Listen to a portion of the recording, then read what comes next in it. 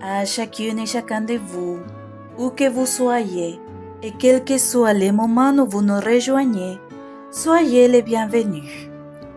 Au nom des sœurs missionnaires du Saint-Esprit, nous sommes contentes de partager avec vous notre réflexion pour cette troisième semaine de carême.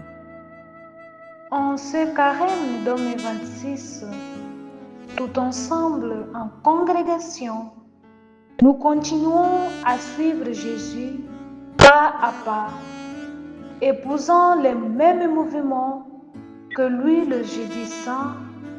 Quand entouré de sa communauté, il noua un lance à la ceinture.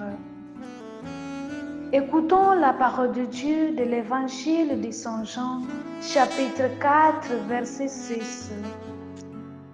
Jésus, fatigué par la route, s'était donc assis près de la route. Éclairage. Jésus semble vraiment fatigué. Dans son regard, pressent-il qu'il faut s'arrêter, faire une halte, se mettre en situation de rencontre. À midi, il fait chaud, d'où la fatigue et aussi la soif.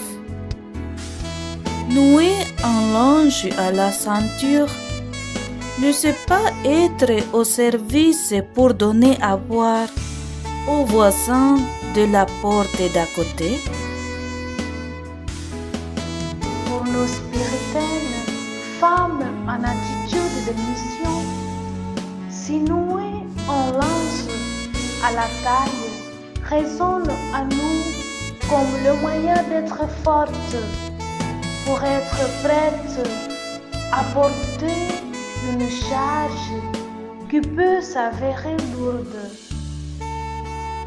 L'Église nous propose, entre autres, d'être des êtres eucharistiques dans la dimension de la compassion, nous qui voulons faire corps avec le corps de la congrégation et de l'Église.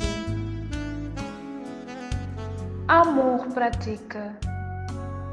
Nous sommes levés et avec détermination, nous avons noué le linge à la ceinture et nous avons pris la tenue de service. Savoir nous arrêter, donner du temps pour la lecture et la méditation de la parole de Dieu.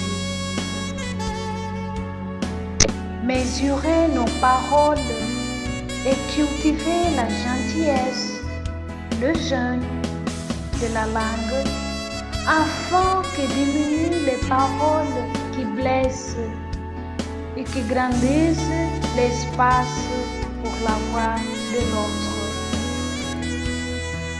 Un pas en avant aujourd'hui.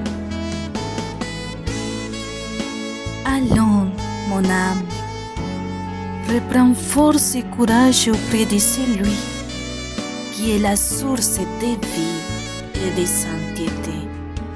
En avant, il le faut, coûte